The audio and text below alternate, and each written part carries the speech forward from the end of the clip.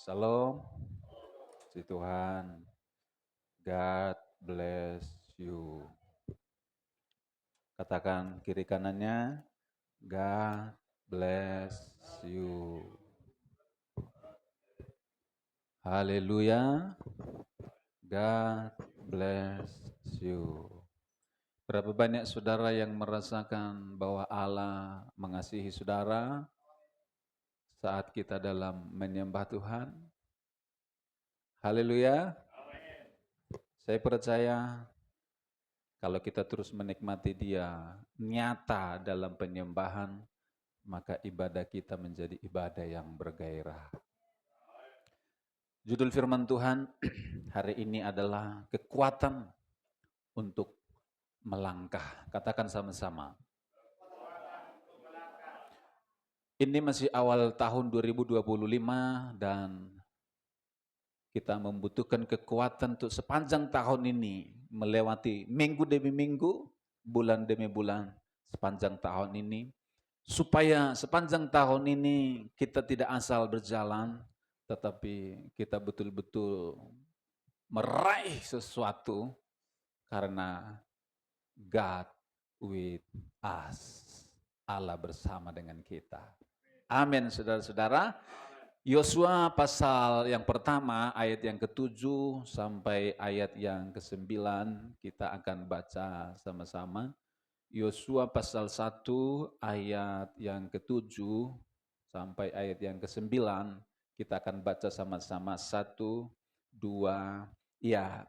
Hanya kuatkan dan teguhkanlah hatimu dengan sungguh-sungguh, bertindaklah hati-hati sesuai dengan seluruh hukum yang telah diperintahkan kepadamu oleh hambaku Musa. Janganlah menimpang ke kanan atau ke kiri, supaya engkau beruntung kemanapun engkau pergi.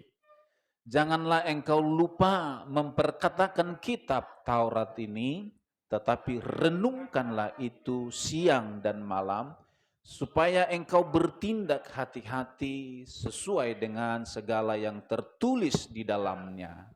Sebab dengan demikian perjalananmu akan berhasil dan engkau akan beruntung.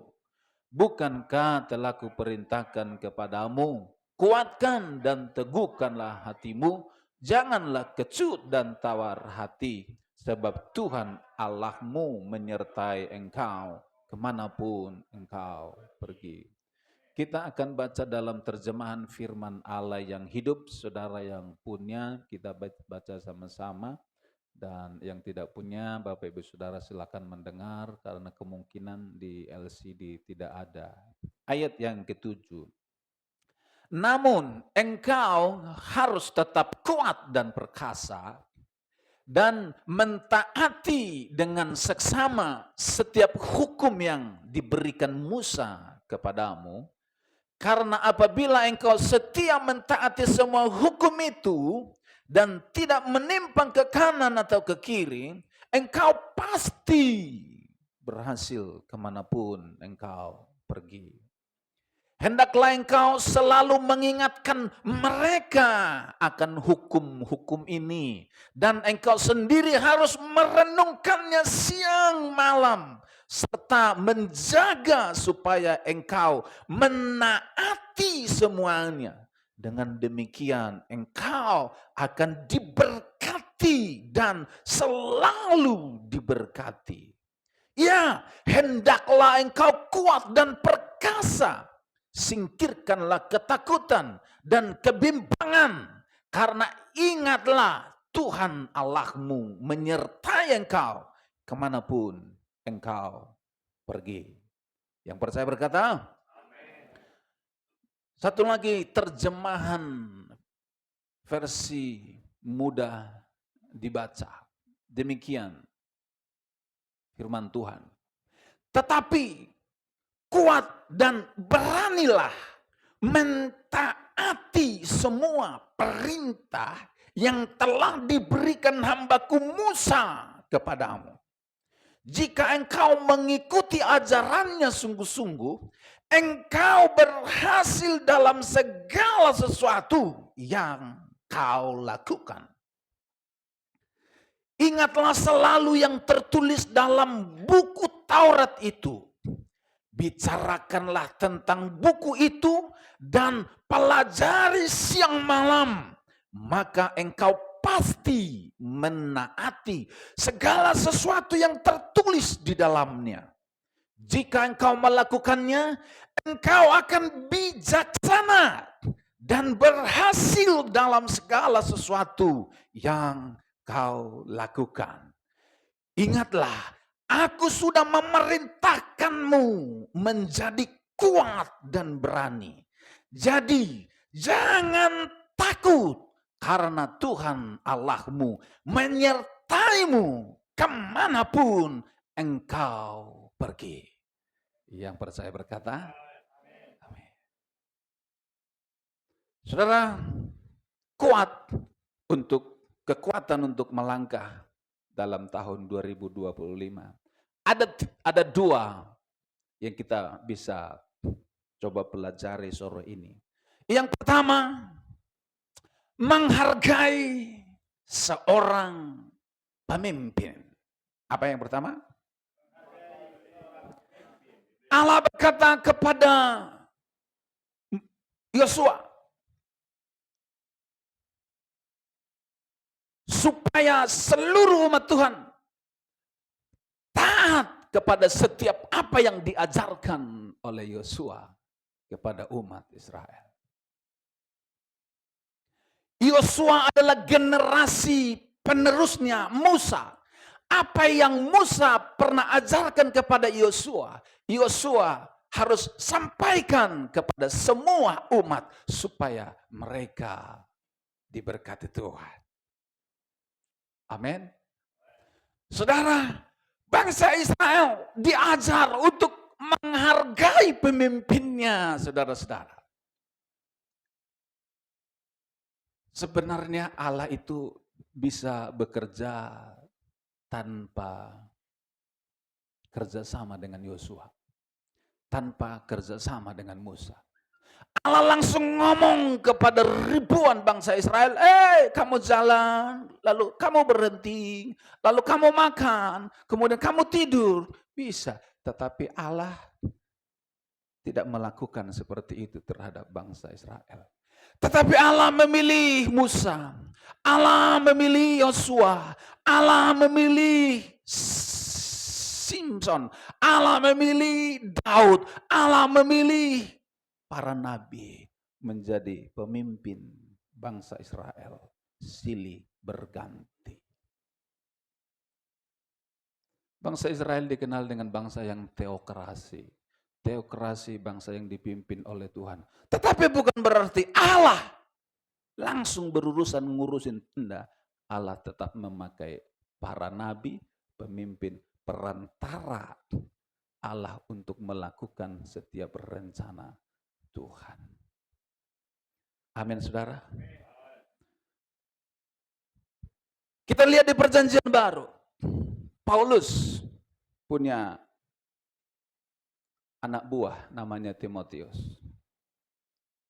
Kemudian Timotius punya anak buah. Dan Timotius diajar untuk menghargai pemimpinnya. Kenapa, saudara-saudara? Karena dunia ini ada hierarki. Hierarki itu, saudara-saudara, kita harus tunduk kepada yang di atas kita. Pemimpin rohani di sebuah gereja itu seperti bapak rohani. Setiap kita yang ada di sini pasti kita punya orang tua. Amin. Anak dengan orang tua. Sejahat-jahatnya orang tua, dia tetap orang tua kita. Amin. Firman Tuhan di dalam kitab hukum Taurat, hormatilah ayah dan ibumu supaya apa? Panjang umurmu. Urusannya dengan umur kalau menghormati orang tua. Anak-anak muda, hormati orang tuamu. Kita yang masih punya orang tua, hormati orang tuamu. Orang tua kita tidak selalu baik, tidak selalu sempurna. tetapi kita harus belajar menghormati orang tua.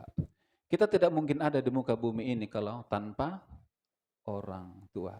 Ketika kecil kita dirawat oleh orang tua, ketika dilahirkan yang memandikan kita adalah orang tua, yang nyuapin kita adalah orang tua, sehingga kita ada besar dewasa hari ini karena orang tua. Tapi kalau kita menjadi lupa dan membuang orang tua, maka itu sangat keterlaluan dan umurmu pasti pendek di muka bumi, kata firman Tuhan. Amin, saudara-saudara. Tadi pagi saya dengan Pak Erwin mengunjungi satu keluarga, dan satu keluarga itu dia punya anak,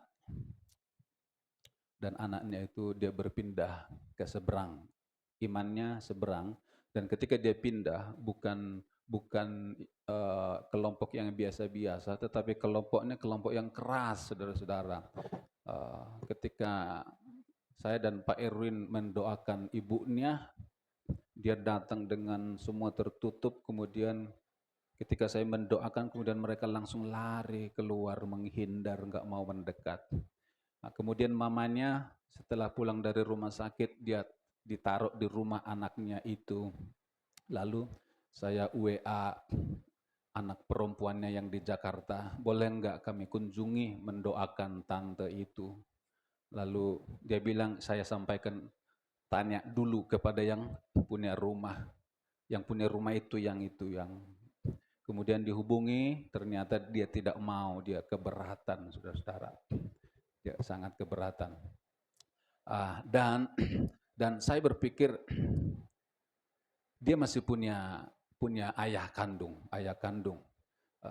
Kalau sampai dia menolak orang tuanya karena berbeda keyakinan, sampai orang tuanya tidak boleh menginjakkan kakinya di rumahnya sendiri, itu saya kira dosa yang paling jahat di mata Tuhan. Jangan pernah sekali-sekali memusuhi orang tuamu karena kita berasal dari dia. Demikian juga pemimpin rohani di gereja, di sebuah organisasi, kita harus belajar tunduk. Kenapa? Karena itu ditempatkan Tuhan, saudara-saudara. Bangsa Israel banyak yang berontak kepada Musa, banyak yang berontak kepada Yosua. Padahal itu dari Tuhan. Tidak selalu seperti apa yang mereka inginkan, tetapi mereka perlu hati yang taat, nurut sekalipun tidak sesuai dengan apa yang dia inginkan. Itu yang pertama, belajar menghormati pemimpin, orang tua, bahkan orang tua rohani. Maka kita mendapat kekuatan yang baru. Lalu yang kedua, saudara, kunci untuk menjadi kuat melangkah sepanjang tahun ini, yang kedua, membaca firman, mempelajari firman, merenungkan firman siang dan malam. Amin. Ketika firman diberikan kepada Yosua, kepada bangsa Israel, pesannya tegas, pesannya jelas. Pelajari ini setiap hari. Baca ini setiap hari. Renungkan ini setiap hari. Bicarakan ini setiap hari. Supaya apa? Supaya tertanam di pikiranmu, tertanam di hatimu, sampai tertanam dalam perilakumu. Amin.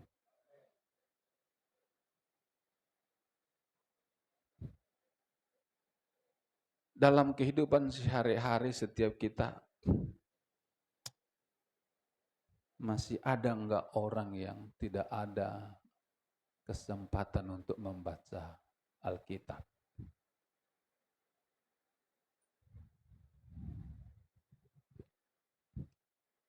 Masih ada enggak di antara kita yang 1 menit pun tidak tersisa waktu untuk baca firman.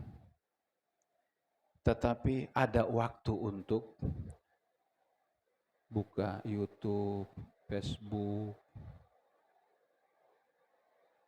Reel, IG, apalagi saudara, game. Di HP ini ada banyak aplikasi. Kadang ketika pingin buka Alkitab, cari aplikasi Alkitab. Kemudian kok Facebooknya kok ada notifikasi, lalu ditul, kemudian kok semakin menarik. Lama-lama lupa untuk tul Alkitab. Enggak terasa sudah 1 jam waktu untuk buka Facebook. Ya Tuhan. Tapi memang perlu ada komitmen. Haleluya. Ini jelas perintahnya kepada mereka. Baca ini setiap hari, bicarakan ini setiap hari, renungkan ini setiap hari. Ini jelas perintahnya dan penting perintahnya. Supaya apa? Ada akibatnya. Yang pertama, supaya kamu menjadi bijak. Haleluya. Kita perlu bijak, saudara-saudara. Kenapa ada orang yang tidak bijak? Karena tidak ada firman dalam hidupnya. Saudara tahu orang yang tidak bijak, dia ngomong sembarangan menyakiti hati orang lain. Itu tidak bijak, saudara-saudara. Dia berperilaku yang tidak jadi berkat. Itu tidak bijak, saudara-saudara. Kalau orang baca Alkitab direnungkan untuk ngomong sesuatu, pasti dia mikir yang saya omongkan ini betul enggak, itu saudara. Kalau orang yang bijak itu apa yang dia lihat, dia pikirkan, dia mikir, dia tidak asal bertindak, dia tidak asal ngomong, saudara-saudara. Dalam bahasa Batak ada ungkapan atau statement atau peribahasa yang menarik, dikatakan begini. Moloso di ida mata, di ida roha. Saya suka itu. Artinya, kalau kamu tidak lihat dengan matamu, hatimu mesti melihat. Tuh menarik. Moloso di ida mata, di ida roha. Kalau kita lihat sampah di sini berserakan, mata melihat tapi tidak mengamati, itu tidak melihat. Paling tidak hatimu mesti melihat dan tergerak. Bagus. Bijak. Amin. Anak kepada orang tua semua aspek butuh bijak.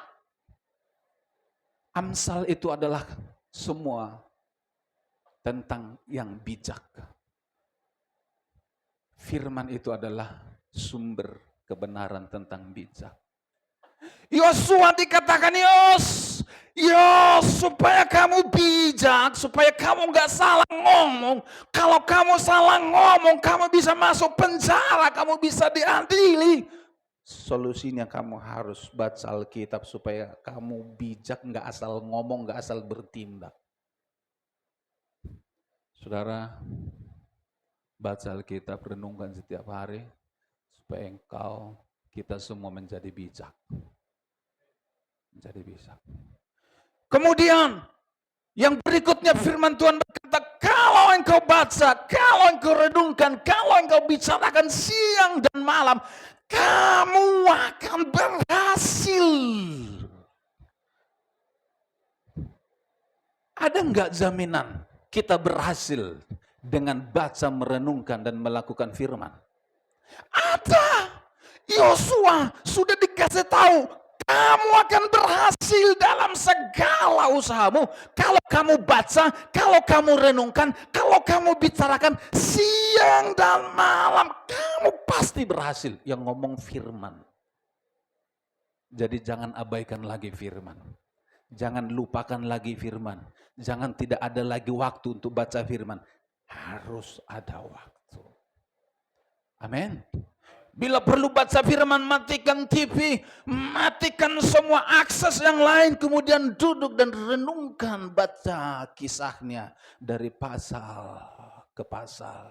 Kemudian bersambung terus besok dari pasal ke pasal. Nikmati, nikmati, terus bergerak sepanjang tahun. Wow, hidupmu pasti berubah.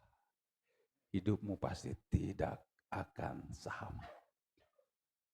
Yang berikutnya, kalau engkau baca firman Tuhan, memperkatakannya, merenungkan, melakukannya, firman Tuhan berkata, kamu akan menjadi kuat. Haleluya. Hidup ini tidak ada jaminan, tidak ada masalah, tetapi kau pasti kuat dengan engkau merenungkan firman. Yes. Mau menjadi kuat? Baca firman, renungkan firman. Selidiki itu firman. Kekuatan baru mengalir. Semangat baru mengalir. Kepintaran mengalir. Hikmat mengalir. Inspirasi mengalir. Pewahyuan mengalir. Ide baru mengalir. Ide bisnis mengalir. Saudara-saudara. Wow. Firman itu kaya. Kaya akan apa? Kaya akan uang. Kaya akan solusi. Kaya akan semua jawaban.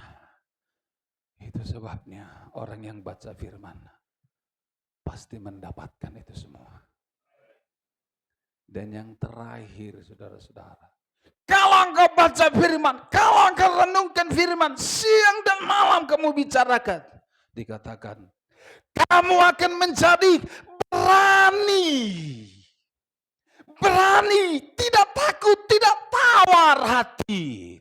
Sekalipun musuh di depanmu lebih besar, tapi engkau punya keberanian, tidak gentar sedikit pun. Kenapa? Ada firman yang hidup di dalammu. Paulus berkata, aku hidup bukan dengan apa yang aku lihat, tetapi aku hidup berdasarkan apa yang aku percaya. Yang aku percaya, aku lebih dari para pemenang. Sekalipun musuh yang ada di depanku, yang aku percayai, aku pasti tetap lebih daripada pemenang. Amin. Mari kita datang pada Tuhan, kita bangkit berdiri bersama-sama.